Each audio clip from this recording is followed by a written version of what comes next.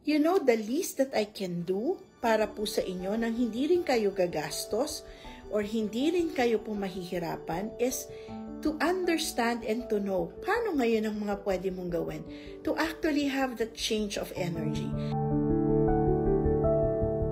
Kapag ka po down na down kayo, takot na takot kayo, hirap na hirap kayo, inis na inis kayo, galit na galit kayo, this actually is a very low vibration that attracts more problems than solution. It also attracts negative people sa paligid ninyo. So it also attracts negative thoughts para po sa inyo. No? You know, the least that I can do para po sa inyo nang hindi rin kayo gagastos or hindi rin kayo po mahihirapan is to understand and to know paano ngayon ang mga pwede mong gawin to actually have that change of energy. Iba, to actually have that change of frequency. Ito lang po mabigay ko po sa inyo, matutunan nyo lang po ito. Panghabang buhay nyo itong hahawakan talaga. No? Because that is what I learned and that is what I am holding on na kada po merong hindi magandang mangyayari. Pagka nagpadala ka sa takot, pag nagpadala kayo sa worry, lalo pong walang mangyayari.